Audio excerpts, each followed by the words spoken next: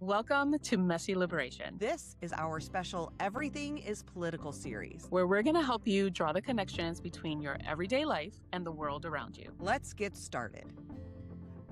We have Millie with us today for the part of our Everything is Political series. She and I have known each other for how long has it been now? 4 or 5 years? Yeah, 6 it's been a maybe? while, like, since, like, early pandemic days. Yeah. Yeah. I think we connected online Yeah. as that time went with a lot of people.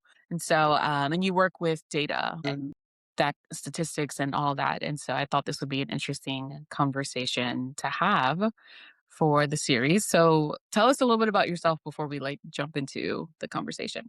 Yeah. So I would say I'm a woman of many things, but my day-to-day role, I do, like, data and analytics. I've been in this space for, like, I wanna say, like, pushing a decade now, which is crazy. I started off in the higher education space doing, like, research and program evaluation for large citywide initiatives and moved into the private sector around the pandemic, continuing with a little bit of, like, education, but then jumping into, like, the e-commerce space, doing analytics engineering type work, and now, in the tech space, continuing in, like, the business intelligence space, using the same kinda, like, set of skills in, like, different industries and domains. Yeah, otherwise, I'm just another girly who loves to walk in the park, and look at turtles Turtles, yes. and dance on occasion. So, yeah, that's a little bit about me.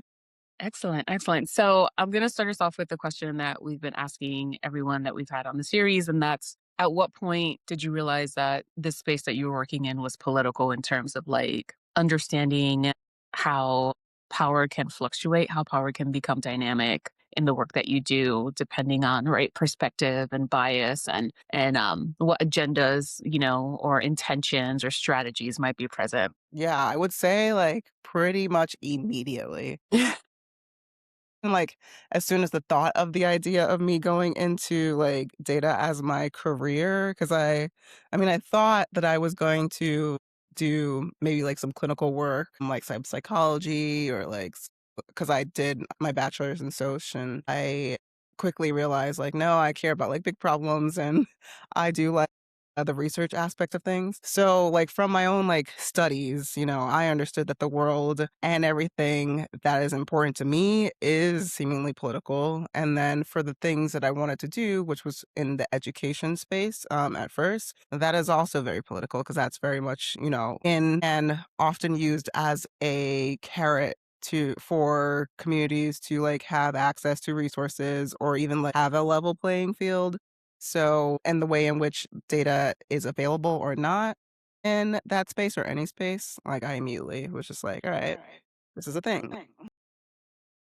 And when we were talking about this, I was like, Taina, you have to take the lead because I don't know much about data, which actually is why I want to start here, which is for all the people who are like, data. First of all, if you're like me, you're like, you hear numbers and math and your eyes start to glaze over. It sounds dreadfully boring, right? Out Like, of the ear.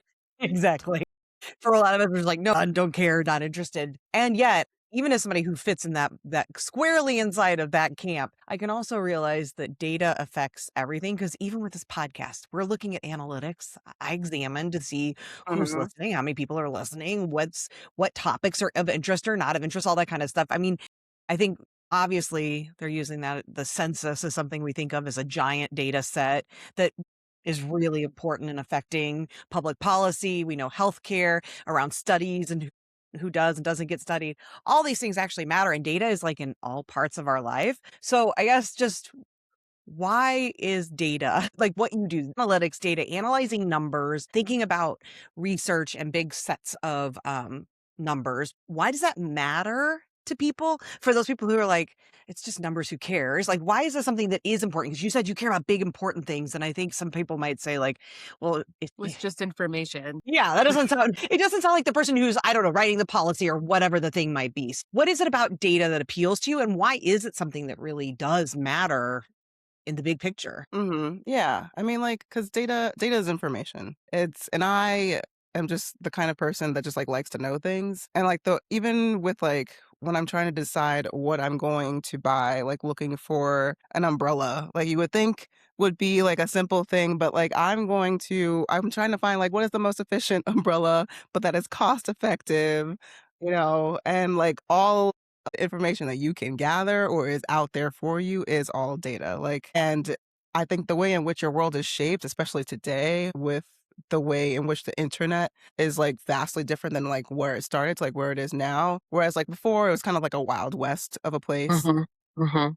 Everything was kind of like equal. Everyone had like a similar experience when they opened up a browser and they typed something. They will all get the same results. Now you get very tailored results because it's based off of the data about you from like your actual computer Your to algorithm. what typed in before. Yeah, all of the algorithm, like results of all people, like what they respond to or feel is relevant. That's all data that has like been given. So yeah, it's if you are not paying attention to those things, or if your representatives in like government aren't considering all those things, these are all the things that like impact your life. So I think in that sense, like all, from the small things to like the big like census Mhm. data, um, these are the like things that you want to like pay attention to for sure. Yeah, yeah. That's interesting that you brought up the example, like, okay, if I'm buying an umbrella, because it made me automatically think, like, whenever I am making a purchase, or even like looking up, trying to find like a restaurant, right, to eat, Mhm. which this is a point of contention between me and Mel all the time. Like, well, what do you want to eat? I don't know. Well, do you want this? I don't know. Well, do you want this? I don't know, right? And so I'm convinced that's the number one cause of divorces, by the way. It's gotta not be. knowing what you want And for dinner, breakups. right? But like, I never thought about the way that I research those things in terms of looking at data, right? Because what my normal protocol is for figuring out what restaurant to pick, or what brand or of umbrella versus another brand of umbrella to pick, is I look at the highest rated reviews versus how many of those reviews are present, right? So I'm like cross matching data, right? Like I'm cross referencing data. So if it's a 5-star umbrella, but it only has 10 reviews, but then there's like a 4.2-star umbrella, but it has like 2,000 reviews, then that seems more like a better purchase to me, because more people have like engaged with that product and have like reviewed it, etc. Same with restaurant. But the other thing is like, okay, so that's like on a really individual scale. But it also made me think, like, so I do this like Black History Month presentations sometimes with like organizations and stuff. One of the things that we talk about is, or that I try to bring up, right, is the importance of like accurate data that drives policy making, right? When we're talking about especially things like the census, right? And so, and one of the examples that I like to use is like the organization Lean In, right? They have this data about the wage gap, right? But in their statistics about the wage gap, the way that they have women divided up, they have both ethnicity and race on the same like level playing field, if you know what I mean, like on the same graph. And those are two different things, right? So like Mhm. for instance, they'll have like Hispanic women and then like Black women, but like you can be Hispanic and Black, right? Because one is an ethnicity and one is a race, right? And so when you're looking at data like that, like, and that is what's driving policy, and you don't have accurate representation or accurate numbers, then the policy is not really going to like hit the mark completely, right? Like it's going to be skewed from the get go.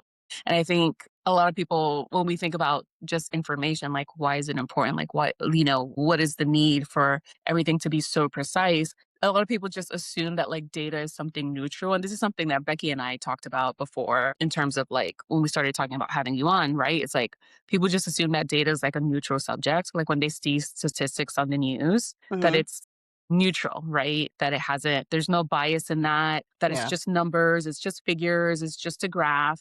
But that's not always the case, right? Can you talk a little bit about that? Like how data can be manipulated to not Mhm. be neutral, to get a certain result from either people in the company, people in the public, etc. Yeah. Yeah. No, that's a good point. I think like base level, there's like a general understanding that data has bias injected into it because humans are biased, like in general, like that's like our natural state. Like we, cling to what is familiar or what we understand. And so that's going to be reflected in the data and the way that we collect it. But then even with that, there are like methods like statistically to like try to like help combat that. Hmm. Even when you're like doing like survey data, even with that, yes, there are instances where people will use numbers in a way to like influence their argument, and like maybe like leave out parts of another just for like for the sake of like showing something. Like one of the things that's like as you were talking, that came to my mind of just like trying to think of like a big example of where, and this is maybe not like fully related to like manipulation of data per se, but I think it, like, gets more towards, like, the bias of it all. So, like, for example, like, polling data when it comes to, Mm, like, elections. Polling data is already, like, biased, they'll, like, random sample people from all over so that, you know, you have less of that or you have more of a representation of, like, all kinds of people of all different, thoughts, putting in, responses to, like, who they plan to vote for. But for, like, the 2016 election? Polling data for, like, the longest was pretty reliable of just, like, who would come out and, like, win. But that year, given that particular race was so unlike any other race before, there was nothing in the data that would, like, help show that it would be remotely possible to have the outcome that we did end up having. And I think from there, people were just like, "Oh, yeah, you see, like, the data is always wrong. You can't, like, believe these kinds of things." And it's just like, there were a lot of things that were very different than, like, the past that you just, like, can't get data to do or show. But even, like, for news articles, for example, one of the things that you'll see depending on, like, the source but, like, for example, sometimes I even, like, have commented on the New York Times and the way that they do infographics because you want things to be, like, understood for most mhm, people, but and you don't want that to come at the cost of, like you don't want to, like, do that at the cost of, like, aesthetics, but at the same time, it needs to be, like, understood. But you'll see things like changing the access to, like, the numbers on the line and, like, not making it start at 0 so that the shape looks a little bit more dramatic than it actually needs to be. mm, Or they'll, like, pull out a line from a research study, and this is what a lot of articles do actually when they are quoting, larger research studies or peer-reviewed, papers that, you know, they have a whole methodology and lots of, like, limitations, but we're not gonna, like, quote all of that in the article. We're gonna pull out the 1 or 2 lines, but we're not gonna say that this was based off of a small clinical study of, like, 50 people from, you know, Minnesota at this time. mhm. We're going to, like they'll blanketly say it, and people are not, like, gonna click and, like, go through and, like, read it for themselves.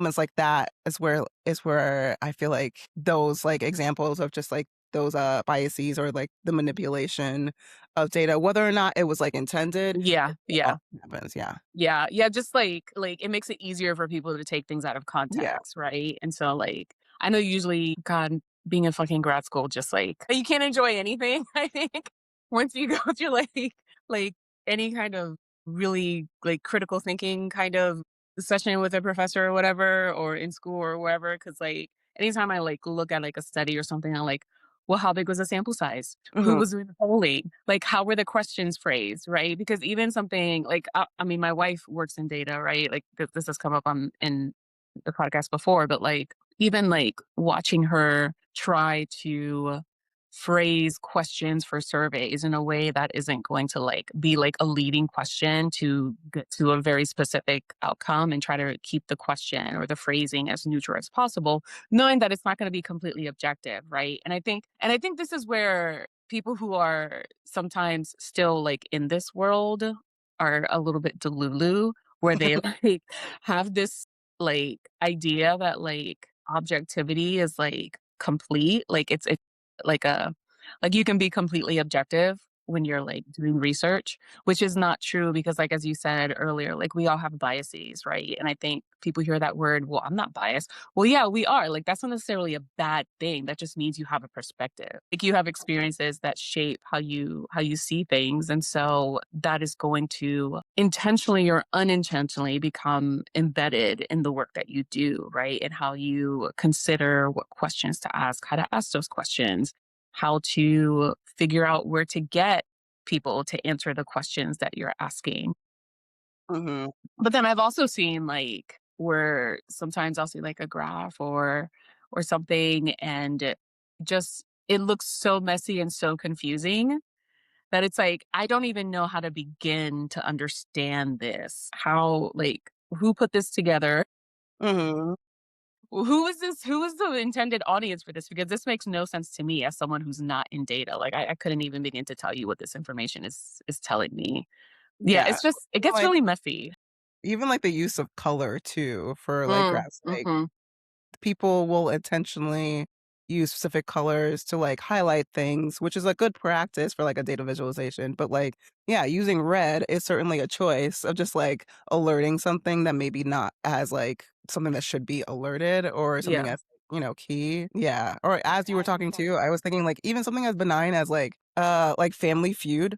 I don't know if you like have like come across like those like either on like TikTok or Instagram of there was like one time where they asked 100 people like the best like hip hop artists and they were just like they weren't even, like, people that you would that most people would, like, necessarily think of, but it was, like, whoever they asked in whatever, like, area where they go on the street and, like, poll for these people, these were the responses that they came up with, and I think it was a celebrity one, where they were listing out, like, probably, like, the top Billboard ones of, like, "You're Tupac," and they were getting things like Eminem, like, they weren't even getting, like, Lil Wayne, like, it was, like, all these and they it's All these like random wannabe rappers.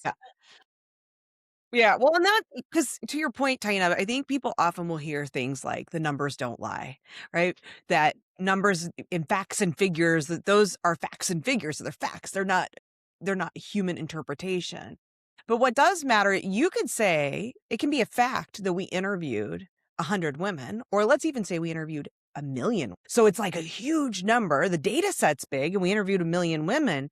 And we asked them these questions. And if all of those women were white, or all of those women are able bodied, or all of those women share certain characteristics, and then you're asking them questions and now saying, because we've had such a large sample size, we ask women, we take that and we from that extrapolate out and Generalize. say, right, well, women feel this way about this thing. That's still not truth, right? That's not, those numbers aren't maybe lying, but they're not sharing the whole truth. Some of I think part of what I want to get to is why that matters, because Mhm. it's fine, whatever. Data is used in all sorts of ways all the time. It's never like we're making it clear it's not always sharing the full reality or the full intersectionality of what data can give us. But these things have real world consequences too. It's Mhm. not just like, while it's important to have better representation on a game show, that's that has a limitation on how much it matters, right? But there are really important reasons that manipulating, or even if it's not, like you said, intentional and malicious, that manipulation kind of makes you think of, even if it's unintentional, biases that show up in the numbers, these can have really profound effects on people's direct lives, right? I'm wondering if you can share some of the ways that you know of that getting the numbers wrong really matter in our day-to-day lives. Mhm. 'Cause I mean, I immediately obviously think of things like gerrymandering, because that's going on right now, right? Yeah. Yeah. But I know that there's plenty of it, so I'm just curious what comes up for you when you think about. Yeah, I think with like census, for example, having like an accurate understanding of like who is in the population helps with like allocating certain funds to states. And that's why there's like a lot of like grassroots groups that will try their best to like do more like door to door in a representative type of way to have people like open their doors and potentially like, give information because of that, it like impacts the amount of money like your state could get for like certain things. Or even in like education, like understanding how many children there are that have like specific needs or who are of low income. If all of that is not accurately like shown, the like school may not get the amount of money that they're supposed to get from the federal government for those kids to have what it is that they need, which then of course like impacts the community because like schools also often double as like community spaces where you have access to like library resources where libraries aren't there or other social goods that like schools will like help double as even for sometimes like healthcare and like some like really sparse spaces. Yeah, those are the two things that like immediately come to mind that feel like pretty like prevalent. Think about healthcare too, because I know data sets are really important in research studies for drugs and medications, and from my Mhm. understanding, that because of racism and sexism, historically, large groups of people were not included in a lot of studies on medications. So dosages would be wrong, or they Mhm. weren't correct. They weren't studying, diseases and other things that might affect certain populations more than others, and that kind of stuff as well, I would assume. Yeah, no, like, aspirin, I feel like, was, like, one of them where it was white men that were studied in a small group of them, but, like, later on, they've, like, learned that the dosage is, like, different for women or, like, female bodies, and that's only of, like, recently, or even, like, studies on amount of, like, blood absorbed for, like, period products did not use for a while, like, most of them, I think, like, just used water or didn't, like, use, like, a compound to, like, simulate blood and The or blood viscosity clot. of blood, yeah. Yeah, which I'm like, "That is wild. What do you Yeah, it's mean?" literally a blood containment product, and it's not using, something that's accurate to that. Yeah, it wasn't Plan B only. I mean, originally, anyway, studied and made for people who weighed under a certain amount, like Yeah, 175 yeah, pounds, if you weigh 150 over pounds. a certain amount, it's not effective, like, Plan B is not Exactly. effective for you, and they don't really advertise that, like, that information, like, it's out there if you, like, do your research or if you Or if have you a good happen to have a healthcare good pharmacist provider. who Yeah. understands, because then what happens with this data is so much of it is left on the end user or other people who can sort of understand data at the level we're talking about, because it's not as simple as just looking at some numbers on a pie chart for the kinds of things that you're talking about here. It takes a pharmacist who actually cares, will read studies, go deep into the Mhm. understanding of the data to be able to really, or a doctor or whoever, to be able to educate you on these things. And if that's not happening, or they never get that education, then mistakes happen and people end up Yeah. pregnant who don't want to be. Yeah, no, I knew someone who was on birth control and got sick, and their doctor also put them on antibiotics. And if you take antibiotics when you're on birth control, it makes the birth control ineffective. And the doctor just didn't put that together, and she ended up like getting pregnant. I also know someone, talking about like policy and like funding and things like that, like who was incarcerated, a white Latino male. And when he was looking at like his like record or his paperwork, they had him listed as Caucasian, as white. And he was like, I'm not like, that's not my race, that's not my ethnicity.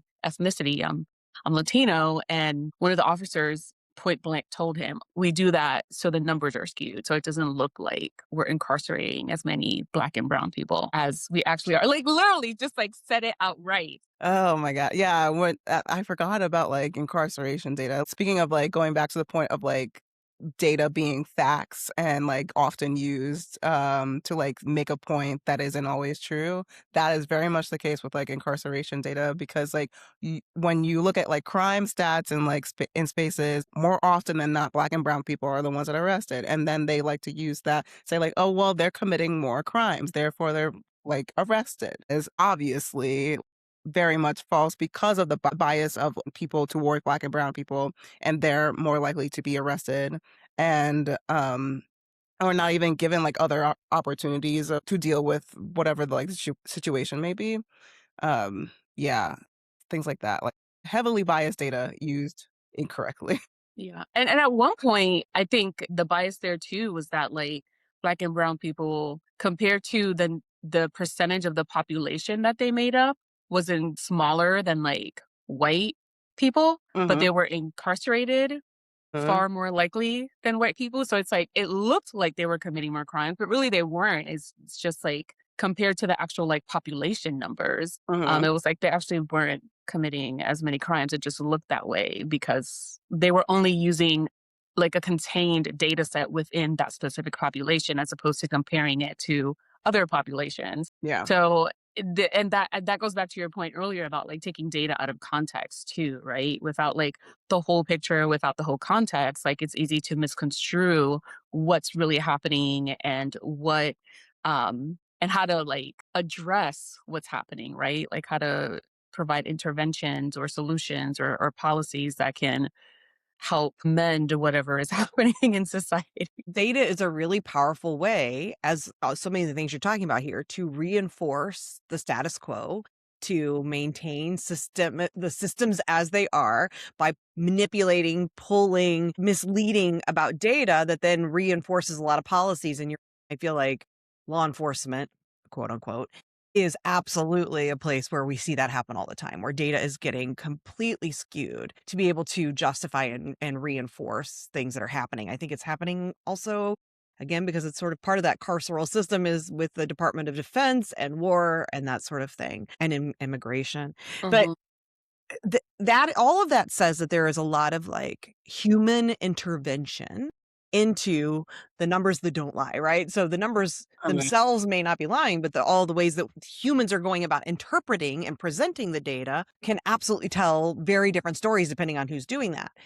AI has now come along, right? As this with this promise to be able to take out some of that human element. You know, I think we all know where this is going and how we're going to have this conversation. But I'm curious for the people who might say, well, AI is going to come along and help solve so many of these things because it removes so much of that human element from it. It's using a computer also, which, doesn't lie to interpret data and present data and stuff. So that's going to help. I can feel that that's probably something that's being said and used in the promotion of AI in your space. But you tell me, what are you hearing? What are the promises being made about AI when it relates to some of this? And what do you think is the reality? AI, like I don't, I, at least for where I'm at right now, I'm not hearing folks like speak about AI as like removing those biases because one of the terms that like you'll hear all the time is like garbage in, garbage out. So if biased data pulled from the entire internet is going in, we're going to get biased information out. And like for the fact of the matter is like if you were to like oversimplify what like AI is doing, it's just like doing a really good job at predicting the next word in their phrase, right? So it doesn't have its own sentiment. It only understands the context that you give it if you give it context. If you don't give it context, it'll go wild with whatever, it feels is like relevant to the nearest, grouping of like a relevant word. But because we are also biased, even with our own context, we're going to give like biased content back. So like even like going like for like a technical example, I can have like a conversation with an AI model and ask it something and like, tell it whatever the situation is and like ask it a specific question. And another person can do something similar and like we could get similar answers and just like kind of like any Google search, you can get similar answers, but also you can get like pretty different answers because it is also structured to be very sycophantic. So like it's trying to please you. Not that it has feelings or whatever, but like, for the simplicity of it all. Um, It learns you. yeah, yeah, yeah. It learns about like from everything that you type or what you don't like include, and also for like these companies who create these like chat bots. That is like the most like familiar we are with like AI today. They're using models that are successful, and the ones that are most successful are the ones that we feel validated from because we all just want to be validated. But then that creates even more biases and like specific like contexts that are not like is not necessarily a truth, but it's really good at making it look like it's true because it's perfect and it's, it can do everything really in a way that like just seems like it's a authority Mhm. because it's writing perfect sentences and doing it so quickly, faster than we can, even imagine doing it ourselves. So yeah, I can't, at least for the where I'm at, I'm not seeing this as like remotely helping in that aspect. I do think it has a lot of power to help with doing research and like getting through lots of information a lot quicker and being able to like be more or efficient on things. But there's still a long ways to go before we like get anywhere where it's not like, whatever that it's not like having its own like inserted agenda. Yeah, yeah, yeah. Yeah, I've heard, uh, in just different conversations where, people who do research using AI to like to help speed up the process of the research, but not to like do the actual research, right? Not to rely on it to like actually interpret the data, but to like speed up the process in which the data gets interpreted, right? And I think that's a helpful way to use it, right? To like be able to get to answers faster, to get to a place where the actual humans who are doing the work can like do better work and do not necessarily faster work, more impactful work because they have more time to Mhm. spend, right, doing their interpretation as opposed to like organizing the information. Like it's such a long process to like do data analysis. From the little that I know, I can't even imagine how much more work it is. But and so I think that's a good way. But I like what you said about garbage in, garbage out, right? Because I think a lot of times the way people talk about AI, it's like this godsend where it's like, well, AI told me this or AI told me that, and it's like it's actually just telling you what somebody else already said. Like, it's not necessarily feeding you new information. It's just organizing the information that's already available in a way that is in a way to answer the question that you're and to answer the question that you're asking in a way that sounds pleasing to you. Like it's not necessarily innovating, right? It's not creating knowledge or creating information at all. Did you have Yeah. another question? I want to shift this a little bit, but I didn't know if you had another question Well, while we're on I this topic. do, I think still related to this, although I want to make sure we get to data as a product as well, because I think that's really important. But I don't think the answer, it sounds to me like the answer is not that there will ever necessarily be a way to procure, create, and like interpret data in a way that removes all bias, that it is just necessarily part of the process. I could be wrong, so tell me if I'm wrong there. But if we're just sort of saying if humans are involved, or even AI built by humans is involved, it's gonna have bias baked in, that we can't strip that out. If that's the case, then what do for people who are listening who are less likely to be involved in actually managing data, but more likely to be on the side of, I looked at the New York Times and I saw this survey that said, or whatever that is, they're the ones who are left sort of responding to data that's being presented to them. How do we Mhm. become better consumers of data if we know all the data probably has biases in it? Then how do we as consumers start to believe data, understand data, live with data? Yeah. I feel like while it is both easier now to, like, have multiple, like, sources and, gather that all together, it's also harder to, like, make sense of it, um, and trust it, but I think the old school method of just, like, pulling in multiple resources, and you can use AI to, like, do that too, because like, yeah, if there's something that I don't want to spend all of the time, like, clicking out all of the links, I can talk to a chatbot of just, like, helping me gather all these, like, resources, and also asking it to, like, give both sides of an argument and where those sources are coming from and decipher from those, are like, are these reputable or not? Like, I think one of the things that is becoming harder today and that needs to come back is a sense of, like, data and, like, media literacy in general.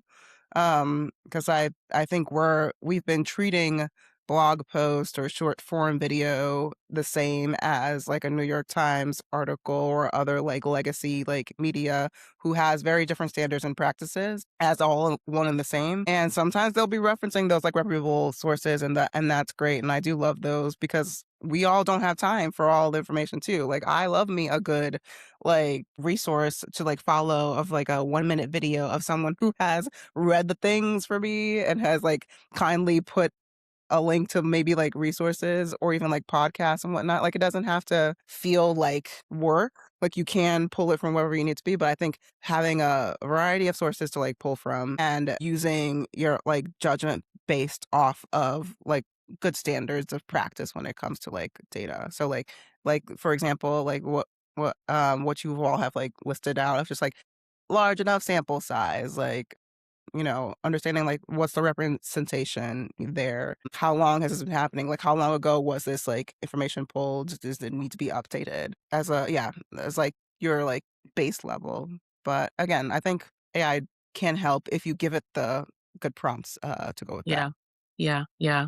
Yeah, I think what you said about, like, the literacy part of it is so important because, like, even what you said earlier in the conversation about one of the graphs that you saw, it didn't even start at 0, right? To just kinda create a more impactful, a more striking image. So Mhm. just paying attention to details like that is so important, like, knowing that, like, a graph should start at 0. If you're looking, if it's being presented, it should start at 0. It shouldn't start at 5. It shouldn't start at 10. It shouldn't start at 100, right? I mean, if it does, then that should be clearly stated, right? It should be obvious that that's the case. It shouldn't be something that's like obscured or hidden. I think one time I was watching the news and it was during an election cycle and they had like this poll and it was a national, I think it was one of the presidential elections actually, and it was a poll of like 2,000 people. Mhm. And I was like, okay, how accurate is that compared to the entirety of the United States, right? Like that's such a small number compared to the millions of people who live in the US. But also, where were they polling people? And I Mhm. think that's where people just like they look at information that's being presented to them and they just like don't ask any questions at all.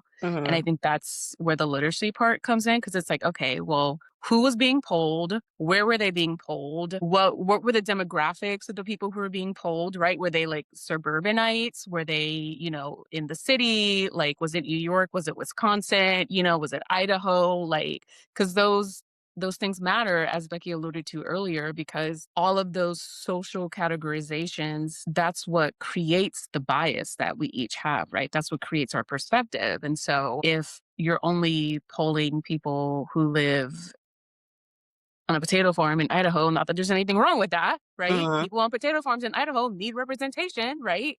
They Mhm. need good policy just like the rest of us. But if that's where you're polling and then you're mapping that onto people who live in Brooklyn, New York, like there's a mismatch there, right? The needs are Yeah. different.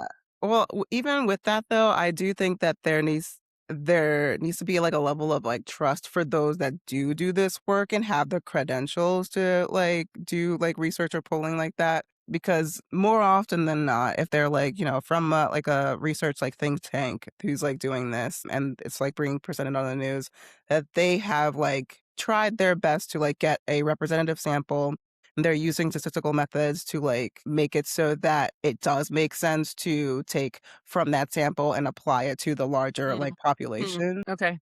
So I agree, and like people should then like ask those questions too, but also like take note of the methodology used, because we should still trust the experts. Because like I'm also not one who's like out here to be like, don't trust the scientists, because like they do know. It's all a conspiracy. Yeah, like, let's not go too far with the conspiracy, like, we should Yeah. trust the research think tanks, even if it, like, seems like a small sample, it might be, like, the best that they could at the time, but it still could be representative and balanced in one ways, and maybe, like, not so balanced in others, and they will probably note that, but, yeah, but if it's, a BuzzFeed poll, like, yeah, okay, that's something else, then we could Yeah, question all of that. yeah, yeah. If it's like infotainment, right? And Yeah, I think this is where people don't understand the difference between information and entertainment and infotainment, right? Which is yep, like the BuzzFeed stuff, where it's like technically it's information, but it's for the purpose of entertainment, right? It's not yeah, necessarily for any other real big purpose. Um, what was I gonna say? But yeah, but like I think where I get skeptical is like if they don't make it clear, like if they don't share, this was our polling sample, this is where we went, like this is what we did. If the methodology, if it seems like they're intentionally obscuring the methodology, then I'm just mhm. like, what's happening here, right? Can you really quickly explain what methodology is for people who have never heard that word before or don't know what it means? Yeah, I would say methodology is like a set of like practices or like rules. So for research, if you go back to like grade school, like research, thinking of like the scientific method, you start with like your problem statement, and then you have a hypothesis, and like that hypothesis should be phrased in a way that you can either accept that statement as true or reject it as not true with whatever data that you have. And there are all different like methods of like how to analyze the data that is like chosen, and it has like further like, details to go into. And with that, all of that should be then given with like conclusions and whatever limitations that you have. So that is like the scientific method, which I think is just like the blanket like other term when it comes to like talking about methodology. And there are like other options and nuances of like ways in which you can like go about like studying something, but I would say like that's like the boiled ground of it. Yeah, yeah. And is it standard practice? Like, is it, well, not standard practice, but is it best practices for people who are doing research to clarify what their methodology is in that research? Like, is that part of like the best way to present information to people to say, this is how we went about this? Yeah, if it's like a research study or a paper, they're going to do all of that. And even if it's like a white paper, which is like a paper that's not gone through like a really specific process with an organization that like has a bunch of peers who are not connected to review and like make sure that everything's like done in the correct way and that all things are thought through. If it's just like a paper that that's like really well thought out of a research, they'll still also like, put in like their methodology if they're like a if they're of that kind of standard. I think yeah, and I think like they'll maybe like simplify it in white paper situations, but I would say more often than not, most places, if they're trying to like present stats of some sort, they're gonna give you all the details. There will be a link somewhere to a larger thing that you could like really dig into. Whether or not that's always available to the public is another thing, because that's like that was kind of like my gripe with the education space too, is that we like spent a lot of time and money and effort with, like and like people power to like answer really interesting questions and do things, but sometimes that just gets locked in a box that is like behind a paywall of a paper of a source that people don't even have access to, that all you can read is the abstract, which is Hmm. just giving you like A 10 summary. sentences of, like, a summary of the whole entire study, which is not enough if people are, like, wanna know more, or other places can, like, use that, like, same study or methodologies to then expand upon. So that's my whole, like, other soapbox. Well, I want to be mindful of time, and I really wanted to make sure to ask this question about data as a product. And Uh, data maybe has always been a product. I don't know, but it seems to me anyway, in my very limited understanding, that the age of online social media sites like Zuckerberg et al. Realizing they mhm, were sitting on this gold mine of data, of our data, of user data, all about who we are, our demographics, our psychographics, the things that we're interested in, what triggers us, all of that.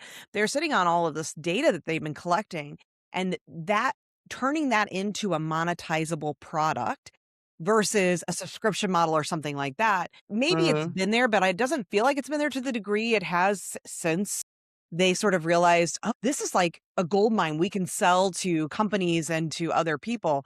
And I'm curious, I don't know how much it relates to what you do, but what are your thoughts about data, like our data becoming a product? Has that changed? Does it change the way you do your work? Does it change the way people feel about data and about your ability to get information from people and that kind of thing? Yeah. I sigh deeply because, like, as much as I don't want my data out there and being used against me, it already It is. already is. Yeah. So does that mean that I should, like, provide more if there's an option for me to not? No. So, like, for example, that's why, like, which I forget what the acronym stands for, but the GDPR, like, that being, a regulation in Europe so that you can't sell, you have to ask people on the site whether or not they will allow the cookies, and, like, that's what we see now, and that's because of the GDPR. It doesn't fully really apply to us, really, but they have to put it on the sites. But, like, it's nice that that is, like, even remotely an option, whereas before, all of this information is being pulled from whenever you access the internet, and I don't think that's going to change. I mean, the cookies aren't as reliable because of that policy, but there are going to be, like, always going to be other ways in which information is going to be pulled and used as like a product and like sold between companies. I think that's like always going to be the case. So it's just more so just like recognizing that as like a truth, and you know, you can use specific browsers like Brave or Firefox still does like a good job of like giving you extensions to like help with like tracking and things like that. But I unfortunately am in the camp of a pessimist of of this nature, so I might not be, like, the best person of just, like, "What can we do?" or "What is there?" I've kinda just, like, succumbed to, like, this is, like, the reality of it. Yeah. Yeah. I The just wonder scary also thing. oh, sorry. I was just No. curious because does productizing data, does that affect data sets in some of the bias we're talking about? Or is it not really matter? It's just that now people are profiting off of the stuff that once you were able to access and you didn't have to they weren't profiting off of it. Yeah, I think for me, at least my problem with it is more like the privatization, in that I don't get any of that. Like, you get to have this information. I don't even get a cut or a say. But at the same time, like I do like the fact that there are things like I'm just going to come across things that are more relevant to me because they know of this like activity and information about me of like looking at that one site and now I'm getting like the coupon to like Yeah. potentially buy like, you know what, I'll take a day, I'll take a deal. Like that's cool. And so I can enjoy that aspect. But Does it yeah, it's make your more work so easier? Is there more data available to you now than there used to be? Because for because as of all this product. data collection online? Yeah, for as you're doing as people who are doing studies and Mhm. wanting to find data for all the different things you're doing, is it easier to get more detailed data than you used to be able to?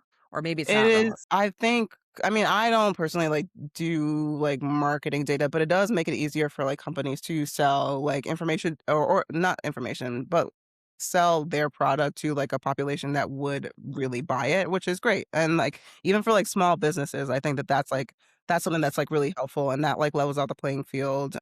They may not have as much access to like the bigger like companies do, but I think that is like a good like benefit for small businesses to like also have because like though there are businesses that do like help with pulling in that data and like giving that to companies so that they can like use it. I think I think it's just something that will like continue to evolve and especially so with like the use of AI continuing to like scrape data but I don't know if it, like, necessarily, like, makes, like, research or, uh, things like that, like, easier. Yeah.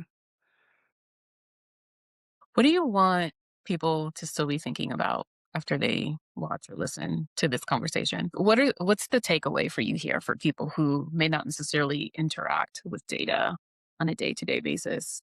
From a research perspective, right? From Mhm. this is what I do for my job. Yeah. I would say, like, um,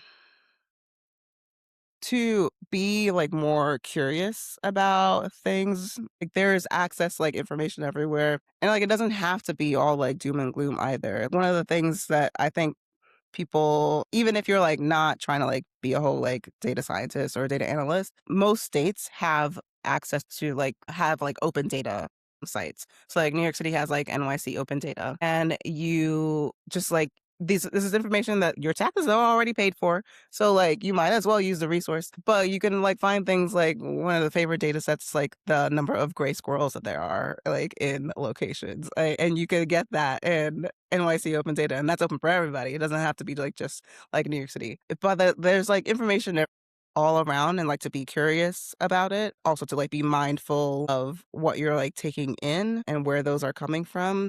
But yeah, I love data. I love information.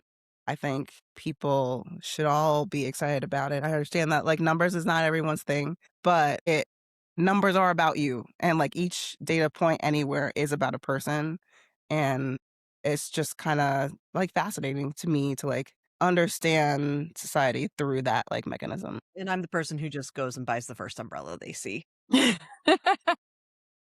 But I love the people who are gonna analyze their umbrella purchase, like, good for you, more Yeah. power to you, I think that's Well, great. that's what like the New York like wire, what is it? The site that they have of just a wire cutter where they like have done all this research for you. You could buy that first one. I will take that and then look for other ones to see. I'll be part of the data that says how many were returned, and then you end up benefiting from all of that. Thank you so much for doing this, Millie, it was really great to meet you and to have this Yeah. conversation. Yeah. Thanks for having me. This was fun.